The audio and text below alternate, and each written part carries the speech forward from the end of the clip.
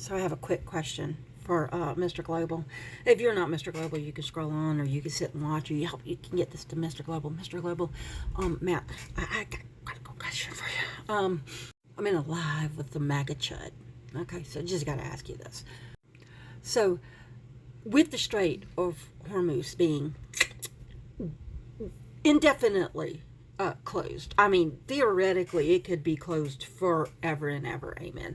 That they have already boomed some ships that didn't. I mean, that did go through it, and of course, they're letting theirs go through it. So the strait is closed for a long time. Okay, and didn't, because Tangerine Palpatine started all this shit with BB.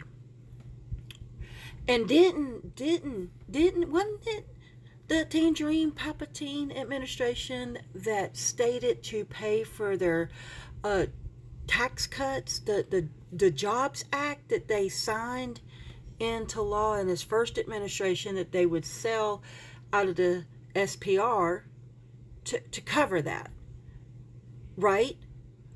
Because remember how we had to sell out of the SPR, and everybody was sitting there saying, "Oh, Biden made such a great deal," you know, because we had to sell out of the SPR, right? Because he's the one, because Tangerine Palpatine is the one who put that into law to pay for all of this.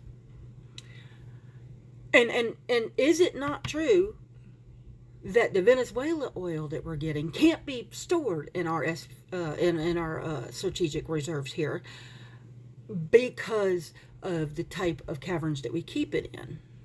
Okay. And is it true that we still haven't really refilled the SPR? So, taking all of this into account, with the Strait of Hormuz being closed indefinitely, American oil field workers are laying people off by the thousands. They are pulling rigs in and dry docking them. Is it possible that we could see another 1979 gas shortage? But because that's what this is like. That's what this is like. This, if we're not producing, and let's face it, Venezuela, what they're pumping isn't even enough to cover what's coming through that strait anyway. That's not coming through that strait, because, yeah.